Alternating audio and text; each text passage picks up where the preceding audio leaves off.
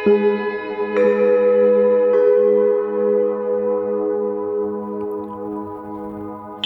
के सवाल में आप सभी के मनों का स्वागत है। आज मन विवाह की ओर डोल रहा है।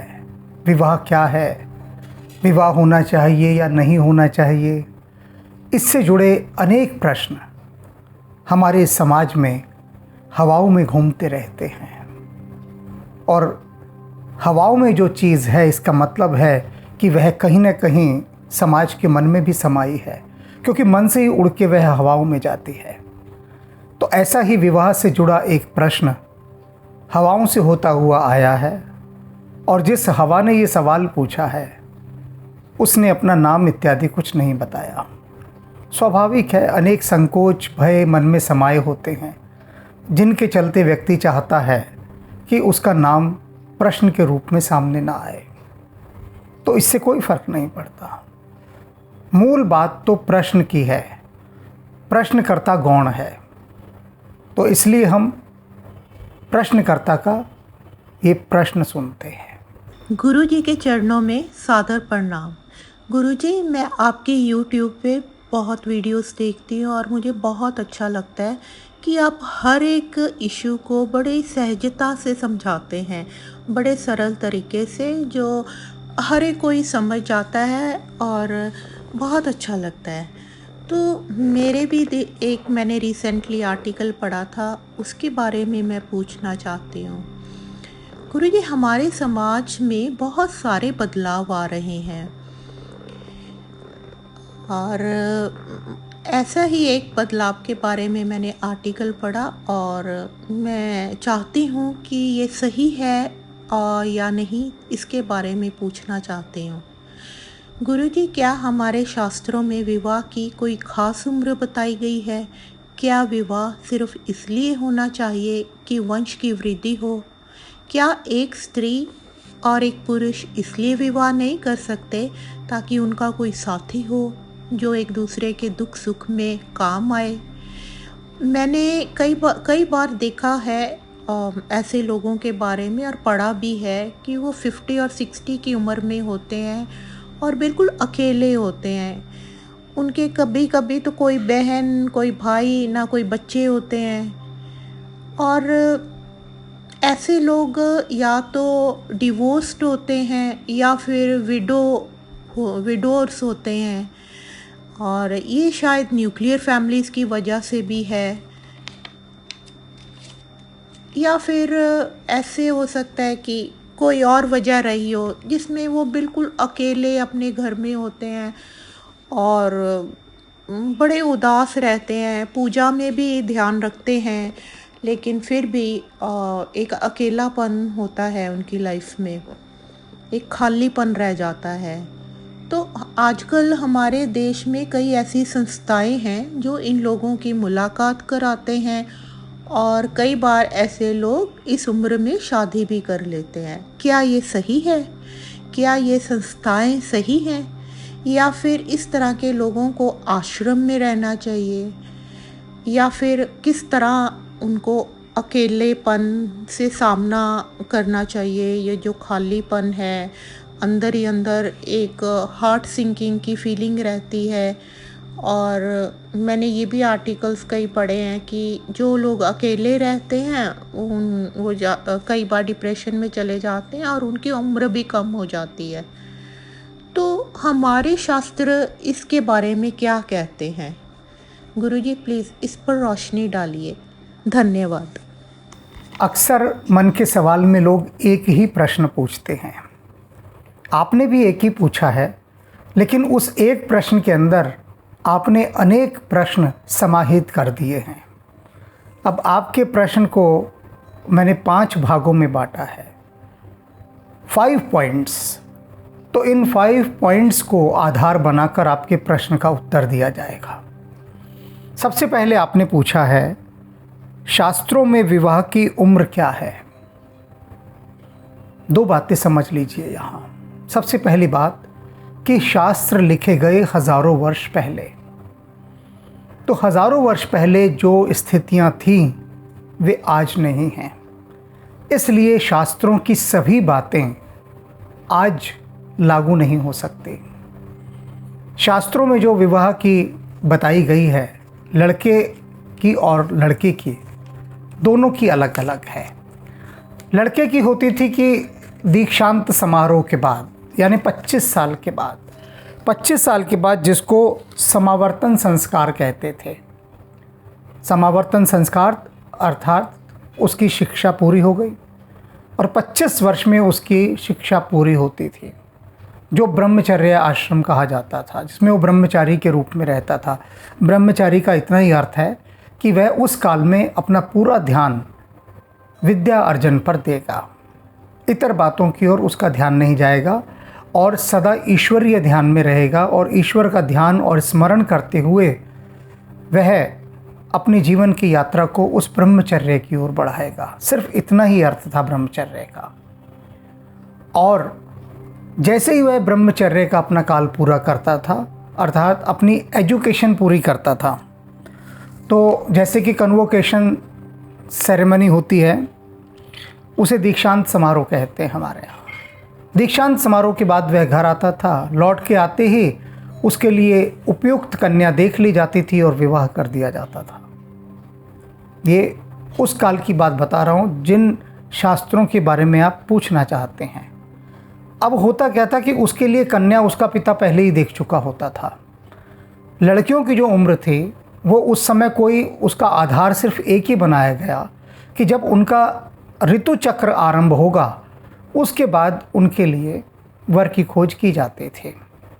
और पहले ये होता था कि भाई ठीक है, लड़की अगर 10 साल की भी है, 12 साल की भी है, तो उसका विवाह किसी उपयुक्त वर के साथ कर दिया जाता था और गौना बाद में होता था। यानी एक तरह का एग्रीमेंट हो गया, अनुबंध हो गया कि भाई हमारी लड़की आपके लड़के से ब्याही जाएगी। अब वो पढ़ाई वगैरह सब पूरी करके जब आ जाएगा तब विवाह हो जाएगा, उसे गौना कहते थे। उस काल के अंदर जब ब्रह्मचारी अर्थात विद्यार्थी जब अपनी शिक्षा प्राप्त करके लौटता था गुरुकुल से, तब उसको ये नहीं होता था कि मुझे बहुत सारे कंपटीशन की तैयारियां करनी है, एग्ज़ाम देने हैं, मुझे अपना स्टेटस बनाना है, या मुझे अपने को मेंटेन करना है, एक स्टेबिलिटी लानी है लाइफ में, उसके बाद मैं शादी करूँगा। आज के युवा तो प्रौढ़ हो जाते हैं, 40 साल के होकर तब विवाह करते हैं। वो कहते हैं पहले हम सेटल तो हो जाएं। तो ये जो एक शब्द इस युग ने दिया है, सेटल हो जाना, उस सेटल की कोई परिभाषा उन्होंने नहीं रखी है। भाई कब सेटल हो जाओगे? एक लड़का विवाह नहीं कर रहा था, उससे पूछा गया भाई विवाह क्यों नहीं कर रहे? उसके माता पिता ने बहुत कहा कि जी हमारा लड़का विवाह नहीं करता, आप समझाइए। मैं उससे मिला, लड़के से, उम्र उसकी 38 साल। तो मैंने कहा भाई पहले तो तुम कारण बताओ विवाह ना करने का। कहता जी अभी मैं सेटल नहीं हुआ हूँ। मैंने कहा तेरी कितनी तनख्वाह है? तो उसने कहा मुझे 2 लाख रुपए महीना मिलता है। यानी 2 लाख रुपए यानी 24 लाख का पैकेज, 24 लाख रुपए उसे साल में मिलते हैं, 2 लाख रुपया महीना। और अभी भी वो कह रहा है कि मैं सेटल नहीं हूँ। मैंने कहा एक मज़दूर को देखते हो, मज़दूर को ये नहीं पता कि कल उसको मज़दूरी मिलेगी या नहीं मिलेगी, लेकिन फिर भी वह विवाह करता है। उसने तो कभी नहीं सोचा मैं सेटल हो जाऊँ।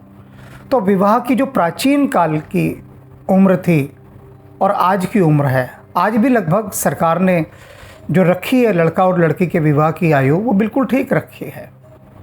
लेकिन उस समय तक बच्चे अपना भविष्य बनाने के लिए, सेटल होने के लिए, एक अच्छा लाइफस्टाइल जीने के लिए बहुत लंबा इंतज़ार करते हैं। और जो प्राचीन की विवाह पद्धति थी, जो प्राचीन काल की विवाह पद्धति थी, वह बिल्कुल वैज्ञानिक थी, मनोवैज्ञानिक और प्राकृतिक रूप से भी।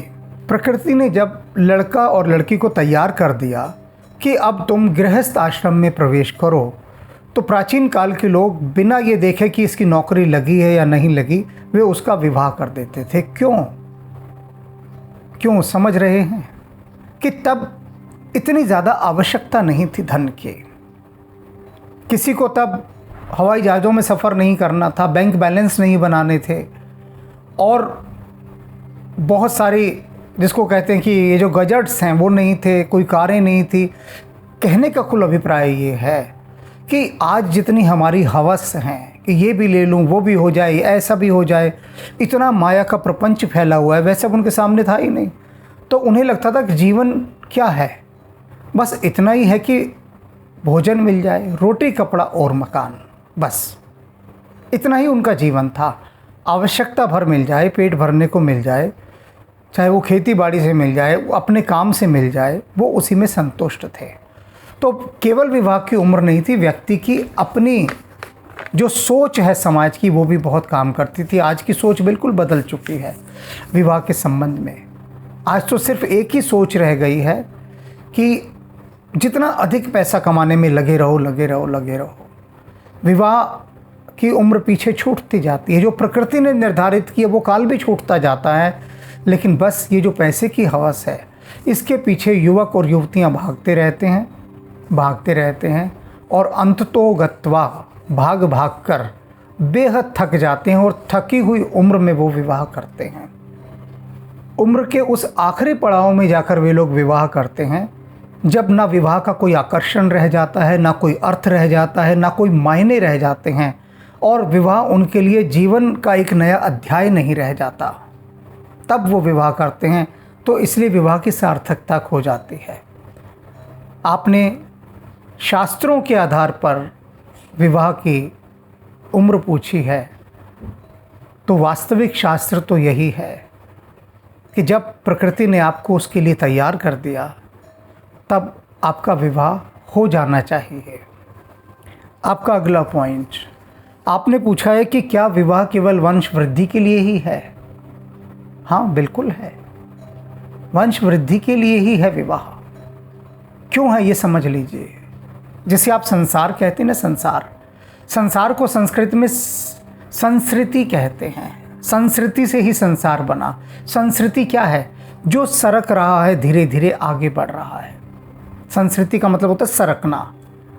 अब क्या है कि इस पूरी धरती पर पेड़ पौधे ले लीजिए, जीव जंतु ले लीजिए, कीट पतंगे ले लीजिए, जिसमें भी जीवन है, जो भी जीवधारी है, वह सब अपने अपने वंशानुक्रम को बढ़ा रहे हैं, और ये प्रकृति का आदेश है।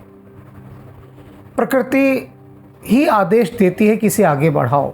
इंसान चाहकर भी या कोई भी जीव चाहकर भी इसे रोक नहीं सकता। प्रकृति अपने आप ये ऑटोमेटिक सिस्टम के अंतर्गत उन्हें आगे बढ़ाती है। आप देखते हैं पेड़ पौधों को, ये वृक्ष कितने कितने माध्यमों से जतन कर करके अपने बीज कहाँ कहाँ फेंकते हैं।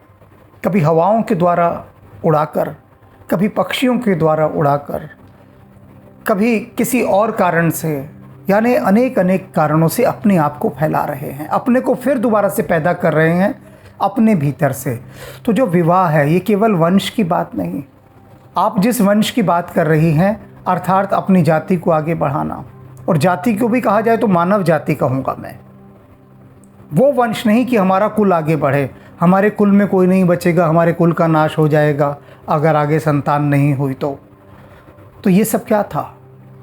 ये भी एक बहुत बड़ा गहरा मनोवैज्ञानिक दबाव था जो शास्त्रों की तरफ से डाला गया था कि कहीं ऐसा ना हो कि मनुष्य अपने आप को संतान को जन्म देने से ही रोक ले, क्योंकि मनुष्य ही कर सकता है और कोई नहीं कर सकता, और किसी को इसके तरीका ही नहीं पता संतान को रोकने के, मनुष्य को पता है। तो शास्त्रों ने बहुत पहले एक जो ये घोषणा की थी कि आपके कुल में कोई तो होना चाहिए ऐसा जो आपके कुल को आगे बढ़ाए। ये भी एक उसका एक बड़ा सीक्रेट था कि आप ये जो मानव जाति है इसको आगे लेकर जाते रहें। तो वंश बढ़ाने का, वंश माने मानव जाति, ये आपकी मानव जाति। अब मैंने सुना है कुछ लोग बता रहे हैं कि कई देश तो ऐसे हैं कि जिनमें अकाल पड़ गया है नई पीढ़ी का, वहाँ बूढ़े ही बूढ़े हो गए हैं, जो जवान हैं वो बच्चों को जन्म ही नहीं दे रहे, वो सिर्फ स्वतंत्र और उन्मुक्त जीवन जीना चाहते हैं। तो ऐसे में वहाँ पर ये प्रेरणा और आदेश भी दिए गए हैं सरकार की तरफ से कि वे संतान को जन्म दें। तो वंश वृद्धि के लिए तो विवाह बहुत आवश्यक है। इससे क्या होता है, एक सिस्टमेटिकल वे में वंश आगे वृद्धि करता है विवाह से। अब आपका तीसरा पॉइंट जिसमें आपने कहा है, जिसका अभिप्राय है, जिसकी साउंड, जिसकी ध्वनि निकल कर आती है कि शादी करने की क्या ज़रूरत है। क्या ऐसा नहीं हो सकता कि एक स्त्री और पुरुष साथ साथ रहें लेकिन शादी ना करें? आपका इशारा जो आजकल एक चीज़ चल पड़ी है, लिव इन रिलेशनशिप, उसकी तरफ है। हाँ, बिल्कुल रह सकते हैं कि साथ साथ रहें, विवाह ना करें, एक दूसरे के सहयोगी और मित्र होकर रहें, हो सकता है। लेकिन उससे क्या होगा, उससे जीवन में सौंदर्य खो जाएगा। क्योंकि जब साथ साथ रहेंगे, एक दूसरे के दोस्त बनकर रहेंगे, तो संतान को तो जन्म नहीं देंगे ना। और नहीं देंगे तो क्या होगा कि तुम्हारा विकास रुक जाएगा, तुम्हारा अपना विकास। वो जो साथ रहना है वो बेमानी रह जाएगा, अर्थात कोई उसका मायने नहीं रह जाएगा। और जो सबसे बड़ी बात इसमें है, सबसे बड़ी बात, कि अगर साथ रहते हुए भी संतान को जन्म दे दिया और विवाह नहीं किया, तो उसमें क्या होता है कि जो एक प्रेम का तत्व है, जो बंधन है, जैसे बहुत सारे फूल हैं अलग अलग बिखरे पड़े हैं, ऐसे समझिए, लेकिन उनको किसी माला में नहीं पिरोया गया, तो उन फूलों का कोई महत्व नहीं रह जाता। विवाह क्या है? विवाह एक सूत्र है। कहते हैं ना, विवाह के सूत्र में बंध गए। तो सूत्र क्या है? जो सारे परिवार के सदस्यों को एक में पिरोए रखता है, और वो माला बनकर रहता है, बिखरा वो नहीं रहता। तो ये जो साथ रहने की बात आपने की कि स्त्री और पुरुष साथ रहें लेकिन विवाह ना करें, ये अंततोगत्वा जाकर एक रोग को जन्म देता है, विकृति को जन्म देता है। विवाह समझ लीजिए कि एक ऐसी आपकी फाउंडेशन है, एक आपका ऐसा संबंध स्थापित हो गया जिसे कि आप चाह कर भी तोड़ नहीं सकते, क्योंकि उसमें बंध कर चलना है, छोड़ नहीं सकते आप। और इसे आप बंधन ना मानिए, ये दायित्व है, एक दायित्व, आपको इसे निभाना ही निभाना है। ये हमारी जो भारतीय संस्कृति है, इसमें आप देखिए कितने ऐसे आपको चारों तरफ दिखाई दे जाएंगे जो अपनी 75वीं वर्षगांठ मना रहे हैं, डायमंड जुबली, मैरिज एनिवर्सरी। सोच सकते हैं आप कि 75 वर्षों तक वे दोनों एक ही दूसरे के लिए, एक दूसरे के सहयोगी होगे बढ़ते रहे। और मेरे संपर्क में 2-3 लोग ऐसे हैं जिनका पूरा परिवार, क्या कुटुंब एक सूत्र में बंधा हुआ है, एक सूत्र में, और उन्होंने अपनी डायमंड जुबली मनाई है विवाह की। तो वो जो सौंदर्य है वो इसमें खो जाएगा। रह तो सकते हैं, मान्यता भी इसे मिल चुकी है, लेकिन सुंदरता और सुगंध ये दोनों ही खो जाएंगे। आपका चौथा पॉइंट कि अनेक लोग 50-60 साल की उम्र में अकेले देखे गए हैं, तनावग्रस्त हो जाते हैं। बिल्कुल सही कहा आपने। आपने एक बात और पूछी है कि वे लोग जो किन्हीं कारणों से विवाह नहीं कर पाते या हो नहीं पाता, और अन्य कारण ऐसे बन जाते हैं जीवन में कि उनको एकाकी ही रहना पड़ता है, तो 50-60 वर्ष की अवस्था में क्या वे विवाह कर सकते हैं? हाँ, क्यों नहीं कर सकते? बिल्कुल कर सकते हैं। विवाह वास्तव में है क्या? एक दूसरे को साथ लेकर चलने की एक यात्रा का नाम है। हम कहते हैं ना, आपका जीवन साथी। तो जीवन साथी तो कभी भी, किसी भी समय, किसी भी स्थिति में बनाया जा सकता है। जीवन बचा है ना, और जीवन के लिए एक साथी भी चाहिए। और साथी आप किन्हीं उन चरणों में जाकर खोजते हैं जो अंतिम चरण कहे जाते हैं। तो उसमें कुछ भी ऐसा नहीं है कि जिसके लिए कोई संकोच किया जाए या परहेज़ किया जाए या किसी भी प्रकार का कोई अन्य भाव हो। उस अवस्था में भी आप विवाह करें, और जीवन की जो बाकी की पारी बची है, जो क्षण बचे हैं, जो पल बचा है, उसमें अपने उस जीवन साथी के साथ उस यात्रा को भक्तिपूर्ण रूप के साथ आगे बढ़ाएं। और होता है, देखिए, जब उस समय आप विवाह करते हैं, जैसे आपने पूछा कि 50-60 वर्ष की अवस्था में अगर कोई विवाह करना चाहे और उसका योग बन रहा है, तो जीवन में एक नया अध्याय जुड़ता है, नई खुशियाँ आती हैं, नई आशाएं दिखाई देती हैं, नई संभावनाएं दिखाई देती हैं, और जीवन से जो सबसे बड़ी चीज़ है कि वो उदासी चली जाती है, तनाव चला जाता है, एक सोच चली जाती है, एक हिम्मत होती है कि कोई हमारे साथ है। और ये मनुष्य साथ से ही चलता है और किसी से नहीं चलता, चाहे कोई हो, चाहे सन्यासी हो। आप ये मत समझ लीजिएगा कि जो सन्यासी होते हैं उनको किसी का साथ नहीं चाहिए। सन्यासियों को गृहस्थ का साथ चाहिए। अगर ये संसार के लोग ना हों तो वो जो अकेले रहने वाले सन्यासी हैं वे भी नहीं चल सकते। किसके लिए चलेंगे? संसार के लिए तो वे चल रहे हैं, और संसार से कुछ लेकर ही चल रहे हैं। कुछ देते हैं संसार को, कुछ लेते हैं। तो इसलिए ये बहुत ही सुंदर व्यवस्था है विवाह की, और इसको भक्तिपूर्ण रूप से आप निभाएं। अब आपका 5वां पॉइंट आपके प्रश्न का, कि ऐसे लोग जो जीवन में सदा अकेले रह जाते हैं, अकेले ही रहे हैं, वे बहुत तनाव में चले जाते हैं, अवसाद में, दुख में जाएंगे ही। अब इसे समझ लीजिए कि एक व्यक्ति जिसने जीवन भर विवाह नहीं किया, या विवाह कर लिया तो तलाक ले लिया, इसकी भी अपने बात कही है कि लोग तलाक ले लेते हैं और फिर अकेला अकेला जीते हैं, और अंतिम समय में जाकर वो जब बिल्कुल अकेले पड़ जाते हैं तब गहरे तनाव से घिर जाते हैं। होगा, बिल्कुल होगा। एक तो जो हमारे समाज में अब डाइवोर्स का रोग चल गया है ना, ये हमने पश्चिम से बड़े आदर के साथ इसको ग्रहण किया है, पश्चिम से, कि पश्चिम में पति पत्नी की जरा सी बात पर किसी की लड़ाई हुई और कहा तू अपने रास्ते में अपने रास्ते, डाइवोर्स साइन करो अलग एक तरफ, फटाफट। हमारे यहाँ ऐसे नहीं। मुझे एक प्रसंग याद है, मैं अपने मित्र के साथ जा रहा था, आगे एक आदमी अपनी स्त्री को पीटता हुआ जा रहा था, पीट रहा है उसे, और वो स्त्री भी मार खा रही।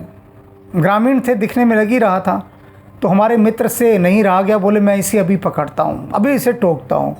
तो मैंने कहा ठहर जा भाई, तू इसे मत टोक, तूने इस आदमी को टोका ना, ये अपनी पत्नी को और पीटेगा, तू पीटने दे इसे, छोड़। वो नहीं माना, उसने उस आदमी को पकड़ा, कहता तुम्हें शर्म नहीं आती? अपनी पत्नी पर हाथ उठाते हो, उसे मार रहे हो, पीट रहे हो, कैसे मर्द हो? 10 बातें उसने उपदेशात्मक उसे पिला दी। अब वो जो स्त्री पिट रही थी वो गुस्से में बोली हमारे मित्र से कि तुझे क्या लेने देना, तू कौन होता है? मेरा मर्द मुझे मार रहा है, तुझे क्या लेना? तेरी घरवाली को तो नहीं मार रहा ना, तो तू कौन होता है मियाँ बीवी के बीच में आने वाला? और अपने आदमी से बोली पीट मुझे, मार, तू मार, देखती हूँ ये कैसे रोकता है तुझे।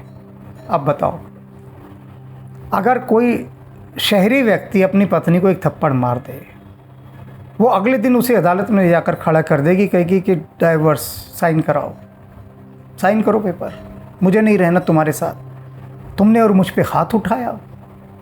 मैं ये नहीं कह रहा कि हाथ उठाना अच्छी बात है, बिल्कुल सवाल ही नहीं होना चाहिए कि कोई किसी के ऊपर हाथ उठाए। ये मानवीय स्वभाव है ही नहीं वास्तव में हाथ उठाना, ये तो अहंकार का स्वभाव है, मानव का नहीं है। लेकिन अगर हाथ उठ गया या जुबान उठ गई तो उसमें यह भी देखना चाहिए कई बार कि सामने वाला क्या इस समय बीमार तो नहीं है। यानी अगर उसने हाथ उठाया तो निश्चित रूप से उसका मन इस समय बीमार है, तो थोड़ा उसकी बीमारी पर काम किया जाए।